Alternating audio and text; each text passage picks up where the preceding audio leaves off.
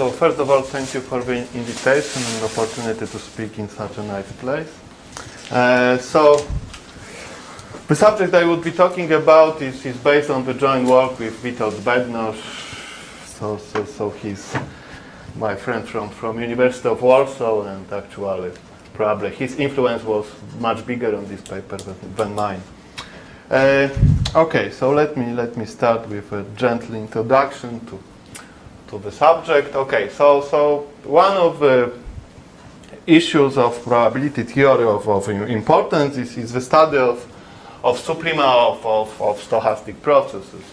Obviously, there are practical motivations. I would not go into details because I'm a theoretical scientist, but you may cook up some practical problems. But besides of this, there are clearly some theoretical motivations for studying such problems. So, for example, if you would like to study regularity of the stochastic process, so if a process is bounded almost surely, or if it has continuous passes or continuous trajectories, or maybe something more than continuous, Helder continuous, then you are coming up to a question of studying some suprema of processes. Then, if you study some convergence questions, convergence of integrals or of random series, stochastic integrals, then again, this reduces quite easily to questions concerning either suprema of partial sums or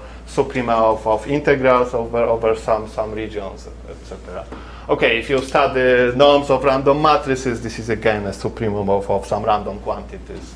Then obviously if you study limit theorems for empirical processes or things like that. And also in combinatorics there are plenty of applications. For example, for matching theories, it's explained in the book of Telegram. Okay, so if you have studied a stochastic process, suprema of stochastic process, usually the quantity you are interested in is expectation of the supremum. So quite, you may always think about the median or some quantile, but in many situations these things are comparable up to a universal constant. So in this talk I will be talking about expectations. Okay, so there were plenty of approaches to these problems, but probably nowadays the most successful approaches are based on chaining arguments, chaining techniques. So these chaining techniques, in fact, were present in the works of Kolmogorov when he studies regularity of trajectories. So it was not explicitly stated, but in fact, if you read his papers, there were chaining techniques. But then it took some time for the people to realize that this is what's really behind these works. And then 40 years ago, more or less, there were papers by Dudley. I will be talking about in a moment. So then the thing started. Okay, so there is one technical detail. So what is supremum of uncountably many random variables, where these random variables are usually defined up to a set of measure 0. So if you want to avoid such questions, you may think about supremum over, for example, a finite or countable set of this expectation, and then take supremum over all such subsets of T. So this is just a minor comment. Okay, so probably the most important stochastic process is a Gaussian process, yes, because by the central limit theorem, if you take the limit of sums of independent stochastic processes normalized, then usually it goes to a Gaussian process. So if you want to understand something, you should first probably start with the Gaussian process. So it turns out that what is really important in the study of Gaussian processes is the metric, Euclidean metric, strictly related to the Gaussian process, namely the variance. Okay, I will be talking about the centered processes. So the variance of the difference, or second moment of the difference. So this is the metric, and it turns out that if you would like to understand this quantity, it's enough to understand the geometry of the space T with respect to this metric. So what does it mean? So first result probably is of Rick Dudley in this direction. So this is very nice bound in terms of entropy numbers. So what is nice about this bound, but usually in practice it works quite well. So in many situations you are able to estimate these numbers. So these are entropy numbers. So the minimal number of balls with radius r that covers T. So there are plenty of methods to bound such quantities. And then you integrate square root of log n either from 0 to infinity or from 0 to diameter, because after diameter this is 1 and then square root and logarithm of 1 is 0. So it doesn't matter if from 0 to infinity or 0 to diameter. You integrate this, and this is upper bound for Gaussian or sub-Gaussian process. So this is very nice bound and with many practical consequences, but this is not two-sided. So in general you cannot reverse. So you cannot say that if g of t is bounded, even only if this quantity is finite. There are a lot of situations when this quantity is infinite, but the process is still bounded. So probably the typical situation when you can reverse this is when there is some stationarity, when this set T is somehow in some sense nice, so it has nice structure. If it has no structure behind, you cannot hope for reversing this inequality. Okay, so this was the first step, and then a couple of years later, Fernik invented another more general approach for bounding stochastic processes based on so-called majorizing measures. So this measure, in some sense, tells us when the set T is dense and when the set T is coarse. So when it put more weights to the point when the set T is more dense, and less weights to points which are somehow separated from the other points. So the Fernik band is of the following form. You take arbitrary probability measure on T, and instead of entropy number, you consider just 1 over the measure of the ball centered at T and radius x. Then you take, as before in the Dudley's bound, square root of logarithm, you integrate this and take supremum over all T. So this depends on the measure, and this quantity bounds the supremum of Gaussian process for any measure, so you may take infimum over all measures. So this was the statement of Fernik, and it takes another decade for Talagram to prove that this bound may be reversed. So what does it mean? It means that if you have a bounded Gaussian process, then you may always find a measure mi such that this quantity, supremum over all points in T, this integral, is bounded up to a universal constant by g of T. Okay, and this quantity is usually denoted by gamma 2 of T, gamma 2 functional. Okay, so we have a very nice geometrical characterization. The problem with practical use of it is that in practice it's very hard to find measures mi. But if you would like to, for example, show that any sub-Gaussian process is bounded by the Gaussian process, this is the right tool. So probably it's not very practical, but from theoretical point of view, it's really deep and interesting result.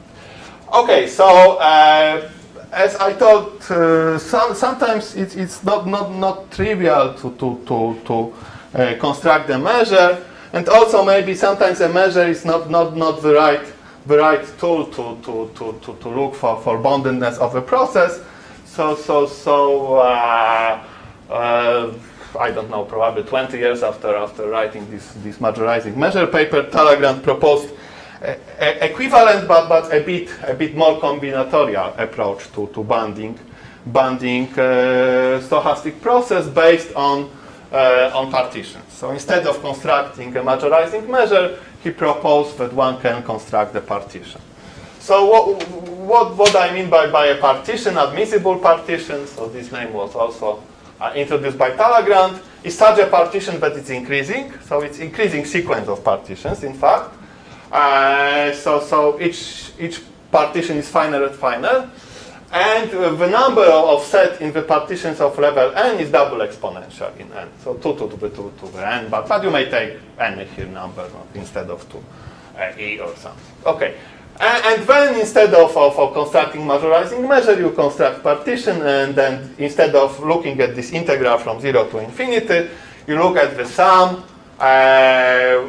2 to the n half times the diameter of the set in the nth partition that contains a point t. So an of t is the set in script an such that t is inside this set. So obviously this set is unique because this is partition. Okay, and by delta I will denote the diameter with respect to the metric. And what is the metric? The metric is this L2 metric associated to the Gaussian process. Okay, so to bond so the moral of the story is that to bond the Gaussian process, either you construct a measure or you construct the partition. Can you repeat the inf? It's over all admissible partitions. So for any partition, this quantity is an upper bound, and you may always find a partition such that it's lower bound. So given the measure, it's straightforward to find. No. Given a partition, it's straightforward to find the measure because you take a point in each set and you take a weight like 1 over 2 to the 2n times n squared or something at this point. But other way around is not that trivial. It's okay. It's 1 or 2 pages proof nowadays, but it's not totally clear how to go from a measure to a partition. Okay, so now let's, if you are more or less satisfied with the Gaussian processes, let's go to another process. So there are a lot of possible generalization of Gaussian processes. One may consider stable processes, infinitely divisible processes. For these processes, the question was also answered of bondedness was answered by Talleyrand. But there is another approach, another possible generalization or extension. Okay, any Gaussian process by Cancunen-Lévy has so-called Cancunen-Lévy representation. Namely, it may be represented as a sum of independent standard Gaussian random variables with some weights. Weights are coming from L2. So this is quite standard. So one question is what if you change this Gaussian random variable here into some other random variables? So what are possible variables? So probably the simplest one is just random signs. So plus minus ones with value 1/2. Obviously you may take another variables, but this is different question. Okay, so when you change it here gi to epsilon r, so you consider the process some ti epsilon r, where t is in L2, then this thing is convergence almost surely, so this is well defined. Such process is called the Bernoulli process, and it also appears in many situations. So, for example, if you sum symmetric independent random vectors and conditionally, it's Bernoulli process. So such processes appears in practice, and they are of interest. And the natural question is now what is the right geometrical bound? So we are looking for some conditions on the set T that will allow us to express this B of T in some more geometrical fashion. Yes. Okay. So this was the question, and about 30 years ago, Talleyrand proposed a solution. I mean, posed a conjecture what should be the bound.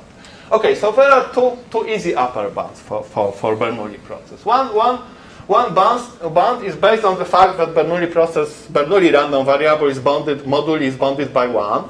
So you may take the trivial upper bound, just take absolute value inside, and you will obtain L1 norm. So this is very trivial, like L infinity bound on the process.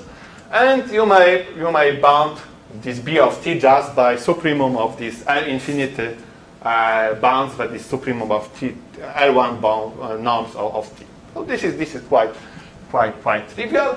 Another maybe less trivial, but also quite standard bound is noticing that the Bernoulli process is less spread out than the Gaussian. So somehow the Gaussian random variables are more spread out. So Suprema of Gaussian should be bigger than Suprema of Bernoulli. And if you would like to express it precisely, you may use Jensen inequality. So let's start with the Gaussian process. Then Gaussian random variable is symmetric, so you may express it as the moduli times independent Rademacher or independent Bernoulli random variable.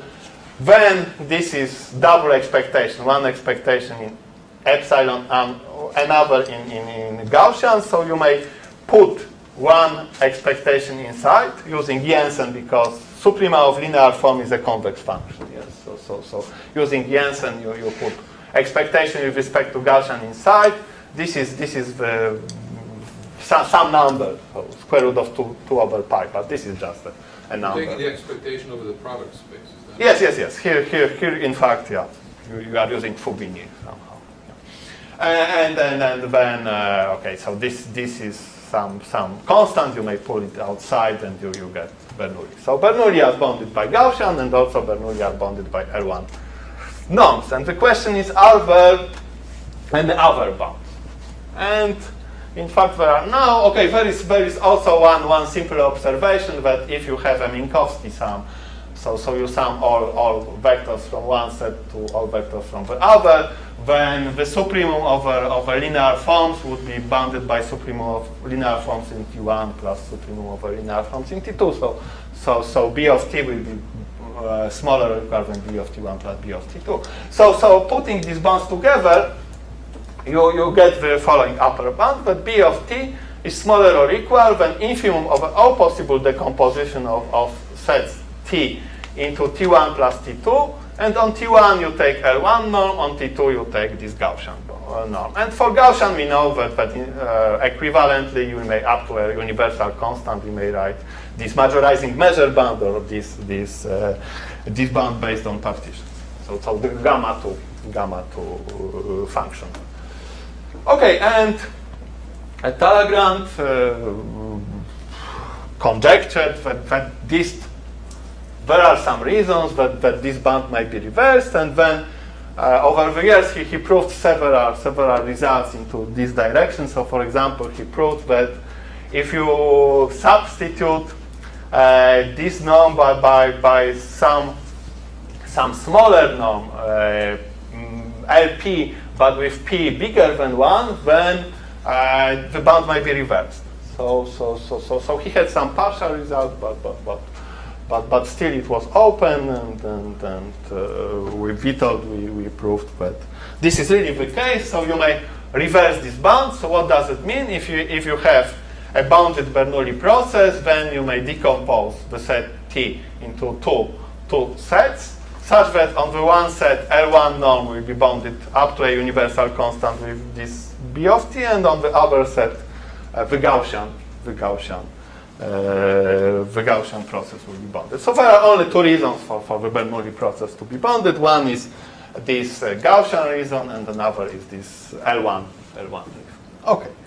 So maybe before I will go into some rough ideas of the proof, later I will show some applications. Then maybe I will pose an open problem related to this. I like this problem very much, so I want to popularize it during this talk. Okay, so this is Kwapien's conjecture.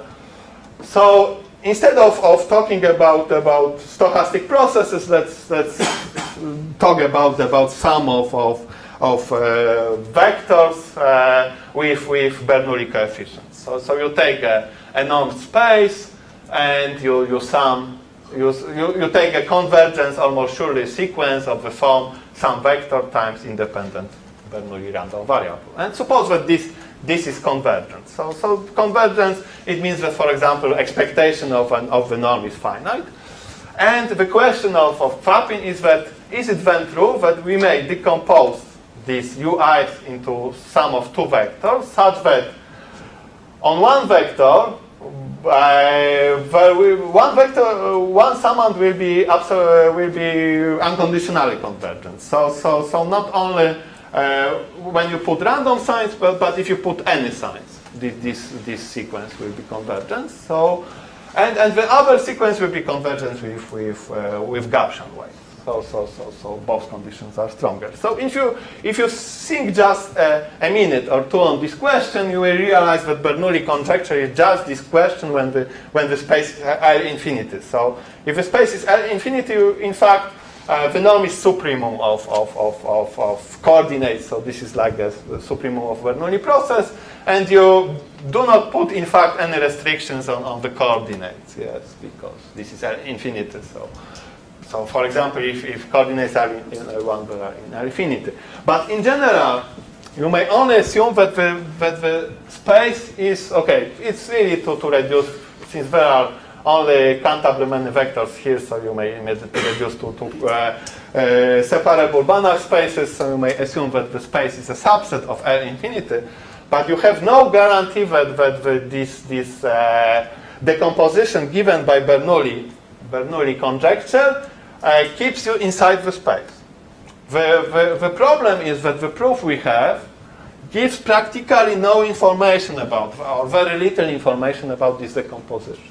So still, there should be some work to be done, or to analyze more this decomposition, or maybe in fact invent something new to be able to show that you may find such a decomposition that it sits inside the space, or maybe find a counterexample. Right? Okay. So there is one more bound equivalent to this Bernoulli conjecture, which I like very much because it's intrinsic for the Bernoulli process. So it doesn't use the Gaussian structure; it uses only the processes, Bernoulli processes itself. So suppose that we have a Bernoulli process, bounded Bernoulli process, then we may find vectors in L2 such that t minus t is inside a convex hull. Okay, let's take the closure of this convex hull of a point Tn, and that LP norm. So this is LP norm. So this is expected value of variable to the p to the 1 over p, where p is this thing. Is okay. This is the definition. Okay, is bounded up to a constant by d of t. Why this is of interest? Because the reverse statement is quite easy. What does it mean, the reverse statement? So suppose we have any process, not necessarily Bernoulli, and we let's say center process, and we know that the t minus t is into the convex hull of these points, and you have this bound on moments of Tn. Then we would like to, let's say, first estimate supremum of xs, not with s in t, but in t minus t. It will be clean in the moment y t minus t. Okay, so then, okay, this is a linear, okay. So one thing which is hidden here, I'm sorry, is that this x depends in the linear way on Tn. Yes, so for each t, xt is the combination of ti with some weights. Yes, so this is linear process with respect to t. Okay, so this is somehow hidden. Okay, so then if you look at the supremum of linear forms, it's enough to look at the extremal point of this set. So the points Tn. Then use a union bound. Instead of m, you may write this thing. Yes, this will be bigger. Then use Chebyshev, and you obtain this, and then integrate by parts. Let's assume that u is bigger than 2 or bigger than e, and then integrate by parts, and you will get that this thing, supremum over t minus t, is smaller than Lm. And then if you look at supremum over just t, since x is centered, you may subtract any xt0, and this will be the same. And then, okay, this is linear in T, so you may put this here, and then this T minus T0 sits in T minus T. Okay, so the reverse bound somehow, it doesn't use Bernoulli structure at all. It uses only the linearity of the process with respect to S. So for example, this thing also holds for Gaussian processes, and then the question is how far one can go. So what is the right class of processes that you have such characterization of boundedness? Okay. For Bernoulli, it is okay. So let me. So I don't know how am I doing. 25 minutes. Okay. So let's take 10 minutes and then explain some ideas of the proof. So first, let's start with the Gaussian case, and then let's look at the two main ingredients behind the Talagrand's proof of the Gaussian case. So constructing of majorizing measures. So there are two ingredients. One is Gaussian concentration. So probably after today's talks, all of you know that the Gaussian process concentrates around its median or mean with Gaussian tail, and then the coefficient is supremum of the variances. Okay, and there is another important tool this tool talks you about the concentration, but you need somehow to have at least one tool that tells you that supremum of something, of some Gaussian random variable is big, because you somehow need to estimate supremum from below. So such tool is given by Sudakov minoration, which is a very special case of minorizing the process where all points in the set are spread out. So in the sense that if you look at this metric, L2 metric, connected with the process, these points are with a distance at least a of each other, then the supremum of a Gaussian is bigger than up to a constant times a times square root of log m. And if you think about majorizing measure bound, this is, for example, if they are exact with the distance a, this would be what this majorizing measure would give. Okay. So this thing, there are several proofs of this, for example, by Slepian's lemma, but also you may prove it first dual Sudakov, which is more geometric than dualized. Okay.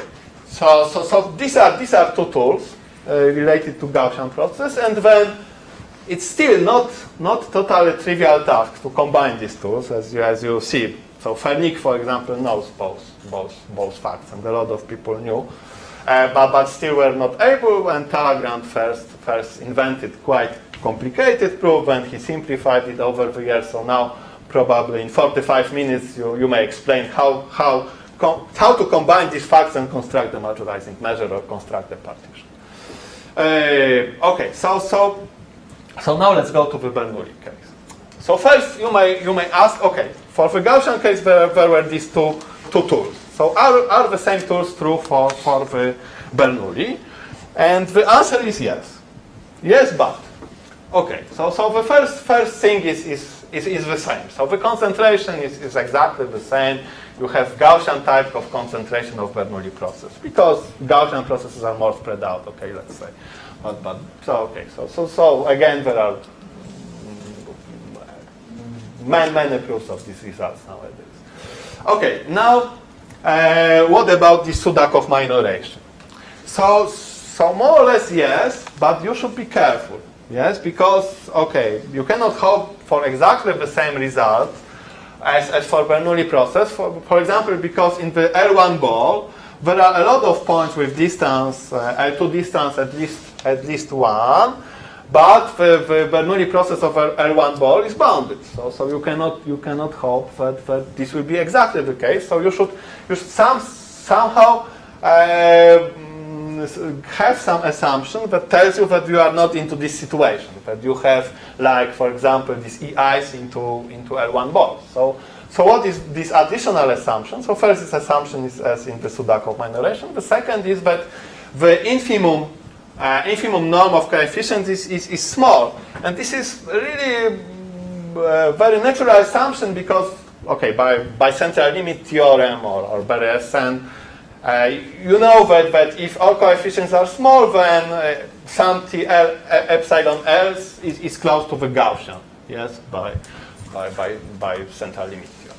Okay, so then you have the same bound, but now instead of Gaussian you have Bernoulli, and here you have a square root of log m, and how far you can go, it is decided on this parameter b.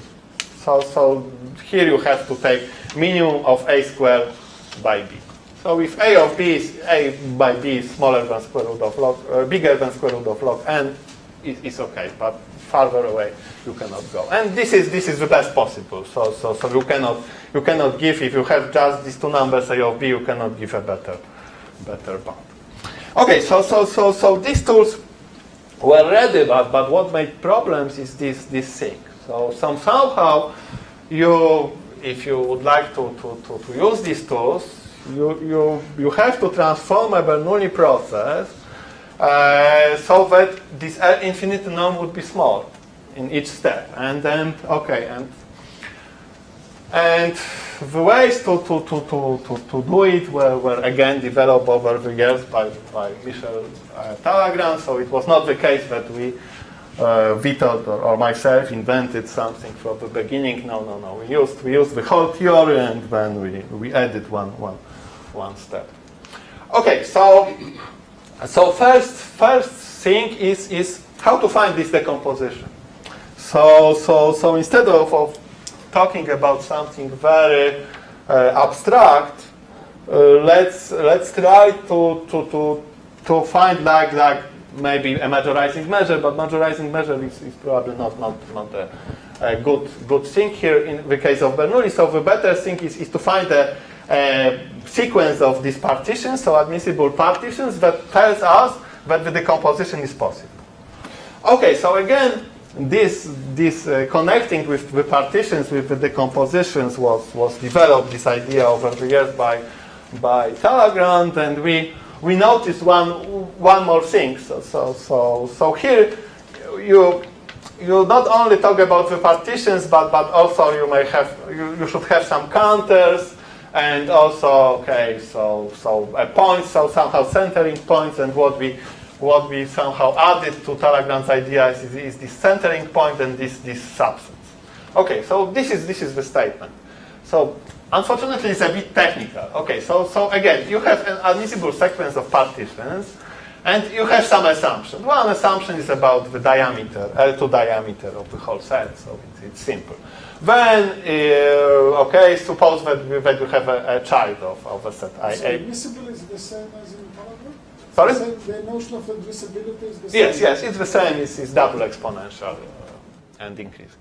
Okay, so if you have a child of a set in a coarser partition, then there are two cases. Either the discounters are the same, then you don't change the center, or you make the counter bigger, so Jn is bigger, then you change the center so that it belongs to the bigger set, and you have this like, so this is like L2 bound, so L2 diameter bound on this set A, so this smaller set. But first you sum not over the whole i's, but over this finer, smaller subsets of i's. And second, you're not talking about L2, but somehow L2 cut at some level. So this is okay. So this idea of cutting is Talagrand. Our idea was adding this set. This is just we analyze the proof of Talagrand. Okay, then if you have such partition, then you may find the decomposition of the set such that the L1 norm of the first thing is bounded up to universal constant, this quantity m which appears here, and some 2 to the n r to the negative jn, and here the same thing, but square root of n, so and here Gaussian process. So this shows how to reduce finding a decomposition to finding the sequence of admissible partitions, and in fact it could be reversed. Namely, if you have a decomposition, then you may find such sequence of partitions. So this is two ways.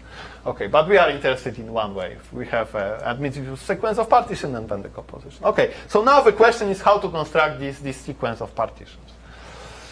Okay, so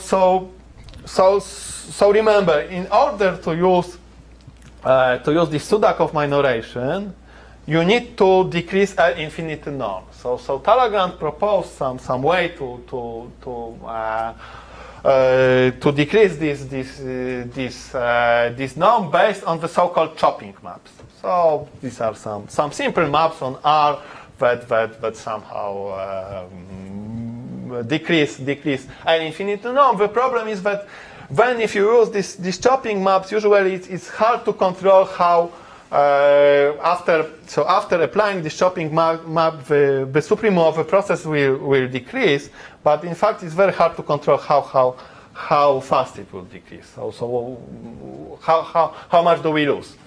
So our idea was instead of using only these chopping maps, we also somehow add somehow we forget about some Bernoulli random variables. So we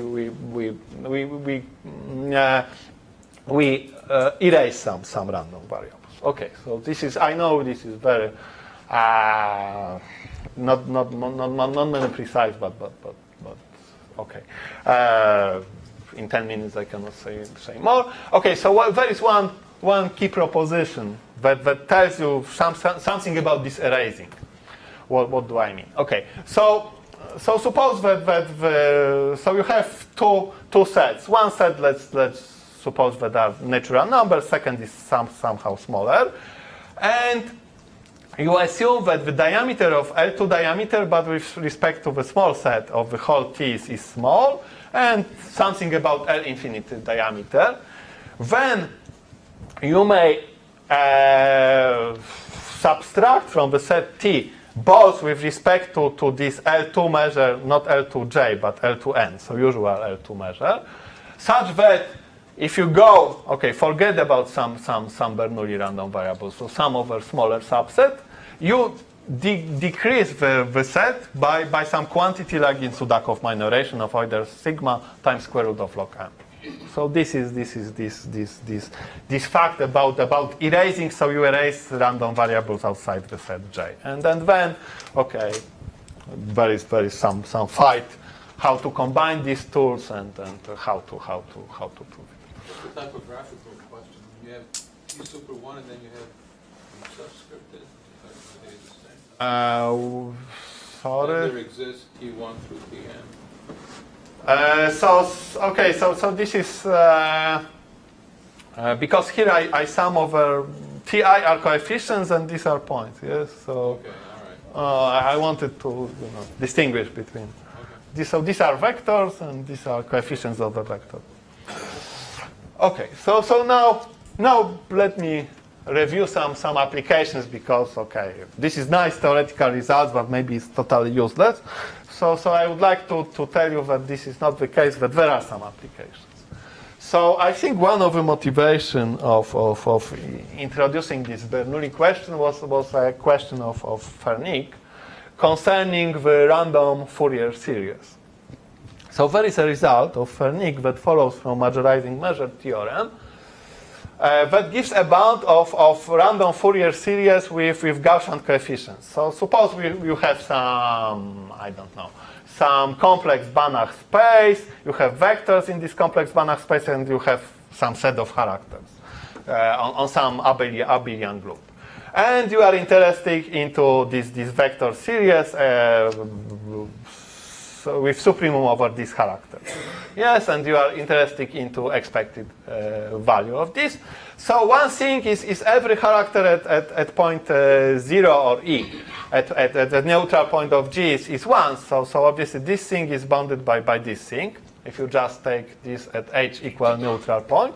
And the other thing is okay, norm is supremum of linear functional. So you may put linear functional outside. And you also get some smaller quantities. And what Fernick proved that these two quantities are enough to bound this thing from above.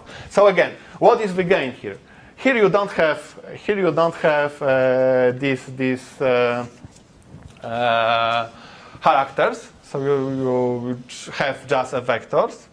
And here you have characters, but you have supremum only over these characters, and the coefficients are real, yes? So here supremum over functional is outside. So there is some case. Okay, so the question was, what can we replace GI by random signs? So is this still true? And the answer is yes. Okay, the same result. Here you forget about characters, and here you put supremum over functional outside. And as I told you, this bound may be reversed. Yes. Okay, okay, so maybe I will quickly go over the proof to show you that this is really immediate if you have this Fernic, this Bernoulli, and then one more thing, Marcus-Pisier thing. Okay, so instead of talking a norm is supremum over linear functional. So you may suppose that the space is n-dimensional, and so introduce here supremum over the subsets. So this T is just a set of functionals. Okay, so this is equivalent statement.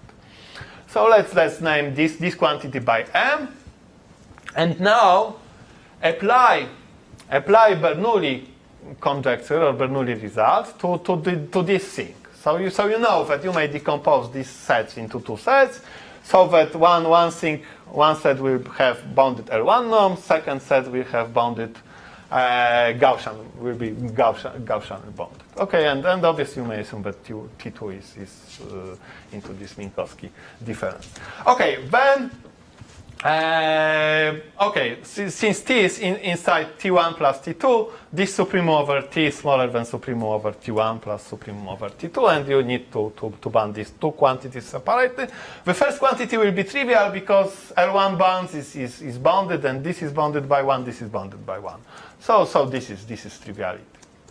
So this is bounded. So now let's go with the second thing. With the second thing, again, Gaussians are more spread out. This Jensen's argument I showed before showed that if you replace Rademacher's by Gaussian, you get something bigger. Then apply Fernig result, and you get these two things. Okay, then the Marcus-Pisier result tells us that the Rademacher's and Gaussian random Fourier series are equivalent, but if coefficients are real, so not in general Banach space, but in the real or complex situation, one-dimensional, they are comparable. So you may replace this by Rademacher's as you want. And the second is we know that this is by our assumption is bounded. So okay, so this is not hard to observe that this thing finishes the case. Okay, another application, probably the last one I show, is maximal inequalities. So let's recall what is Lévy maximal inequality. Very useful if you study the convergence of random series. Is that if you look at, let's say, variables are symmetric, you look at the maximum of partial sums, this is comparable, the tails are comparable to the tails of the whole sum up to a factor 2. And there is a version of this inequality, maybe less known due to Ottaviani, that if you forget about symmetry assumption, you have just sum of independent random variables. Still, the result is true, but here you should put maximum somehow, because if these are just constant, it may turn out that this is 0, the whole sum is 0, but partial sums not. So you have to take care about this, and here you pay some price. With the tail estimate here you have a constant. Okay, so as I told you, this is very useful tool in stochastic analysis and in studying convergence questions, limiting arguments. Okay, so there is a question. Okay, so this is a very special partial sums. Yes, if you have a set of natural numbers, you have an order, and then partial sums are well defined. But in many situations you sum over abstract set, and you don't have something like an order. But you have some natural classes of subsets. So it may be circles on the plane, I don't know, half spaces in Rn or some regular class of subsets. And you may ask when something similar like Lévy or Lévy-Ottaviani inequality holds, that if you have a maximum here over all sets in this script C, then you may put this maximum outside and look only on the very particular sums. And if this is the case, we say that the class script C satisfies the maximal inequality. So Lévy or Lévy-Ottaviani equality tells us that the class of half lines satisfies the maximal inequality.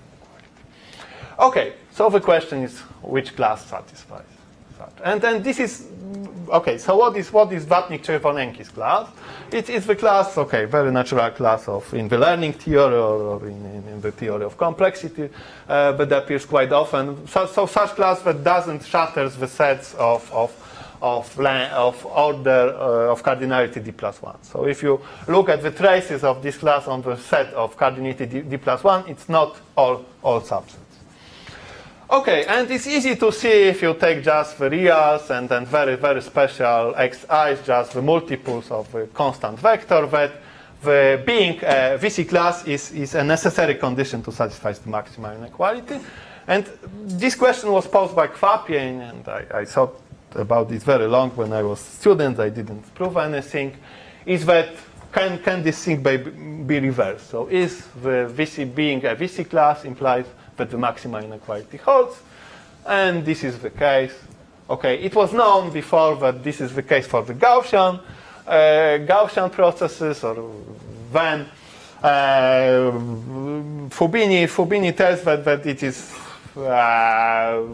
in fact it's enough to prove it for the Bernoulli random series. So this is why Bernoulli conjecture is so useful, because Bernoulli tells us that Bernoulli are more or less Gaussian plus something L1. So okay. The statement is that if you have a VC class, there is a maximal inequality, either of Lévy-Ottaviani type or of Lévy type. Here, unfortunately, you have to pay the price constant depending on the order of VC class in both cases. Okay. Okay. So I think I'm almost done. So maybe one more question about. So what can we say? So Talagrand has a very huge program of analyzing the stochastic processes, which Bernoulli conjecture was just the very first step of this program. So maybe I should say one word about this program. Okay, so in many situations you need to analyze so-called empirical processes. So what does an empirical process? You have a sample of IID random variables, you have some class of functions, measurable functions, and let's say that they are mean zero, these functions, and then you take the supremum over sum of f of xi over this class. So this is empirical process. And then, okay, so this is normalization is from the central limit theorem, but you may think about another normalization, it doesn't matter. Okay. So again, the question is, in many problems in statistics, it's an important question, how to bound this quantity. Okay, so there are two bounds. One bound is basically, okay, just putting moduli inside. So then you have some non-negative process, which, okay, so bonding a non-negative process is quite different thing, but here you cannot have any cancellation. This is another. So you may either put the moduli inside, or what you can do, you can use Bernstein inequality. So what tells you Bernstein inequality? That this probability is up to some point Gaussian when okay, with the right variance, and after some points is like exponential. Okay, so then if you do chaining argument, then if you have such bound, then you have upper bound in form of sum of two functionals. One functional, okay, because this tail is a Gaussian tail. So this is like sub-Gaussian process. So you have this gamma 2 functional, and then, okay, you have exponential process. So you have this gamma 1 functional. Okay, and as before, this infimum here runs over all partitions. Okay, so the conjecture of Talagrand's is that there are no other ways to bound an empirical process. Namely, either you may put moduli inside, or you may use this chaining argument. So, okay, so formally, okay, obviously you may do the decomposition. Okay, so this is I think very strong conjecture, but still I would like to say, okay. So there is a version of discrete version of it, but I will not go into details. Thank you.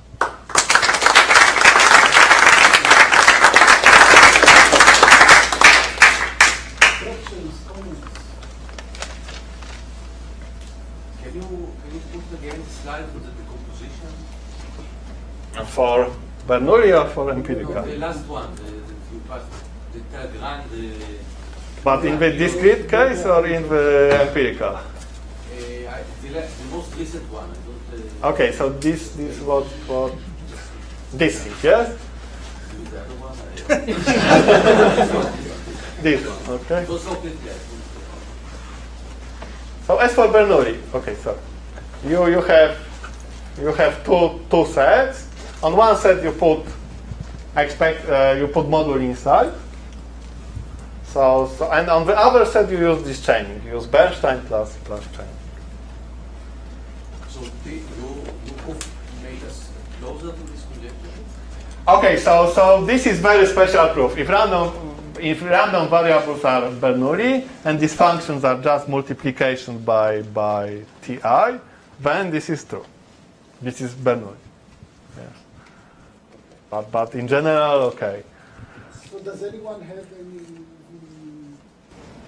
some suggestion how to approach this? Okay, so I think, yeah, Talagrand's suggestion is to first talk about selector processes. So something, again, simpler, but okay. So in fact, it's any function, any random variable is a convex combination of such situations. So this is probably, if you solve it, you will be able to solve it for empirical processes. So what is the difference between selector processes and Bernoulli processes? That you 1 and 0, it doesn't matter, or 1 minus 1, but they are not centered. So 1/2, not 1/2, but delta 1 minus delta.